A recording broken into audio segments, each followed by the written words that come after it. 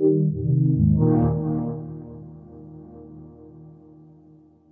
folks, Andrew here, and I'm here with Corey, and we're going to be talking about Nintendo's new game, Splatoon.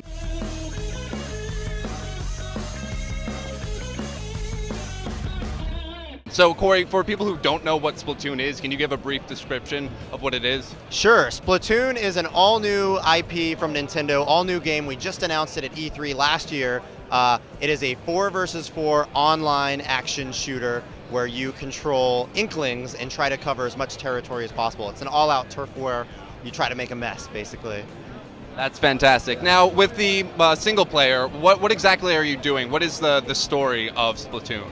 So in the single-player campaign, the story is basically that the Octarians, the evil Octarians, have stolen the electric catfish used to power the city that the Inklings live in. And so the Inklings have to go into the underground, kind of fight the Octarians to get the electric catfish back.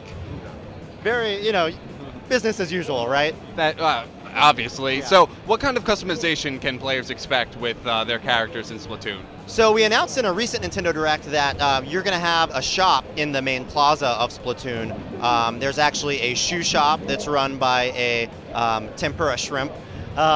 You've got a hat shop, you've got a shirt store, and then you've also got a weapon shop as well. So all of these things you can use to customize your characters with, which currency you earn from online multiplayer. And speaking of multiplayer, we got our hands on it. It's very fascinating because it's not kill-based or death-based. It's more about controlling the territory. Can you go in a little bit about that? Sure. So the mode itself is called Turf War. So exactly as you said, in 3 minutes you have to try to cover as much territory as you can with your color ink.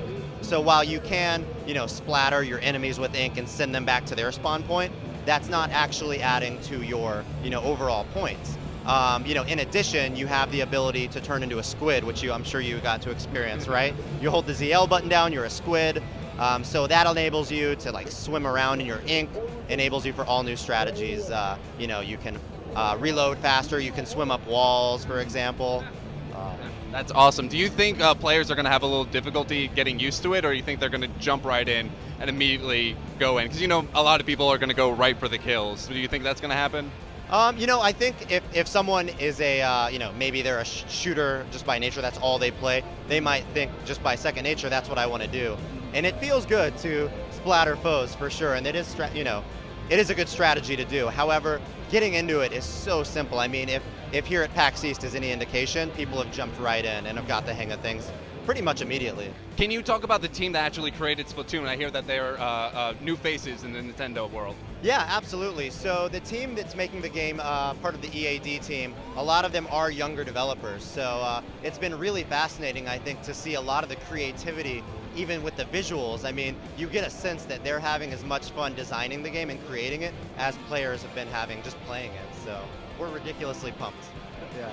That's fantastic. Do you think Splatoon is really going to change the base of 4v4 multiplayer, especially in Nintendo's line of work? I mean, it's hard to say what things are going to do to change the entire landscape. I mean, the vision of the game is really to kind of create this unique experience that, we've certainly never done before, and I have never played anything like it before. So it's more really just to kind of have that fun, right? I mean, the first time you play the game, just the simple action of shooting ink feels good, right? Yeah, it does. Right.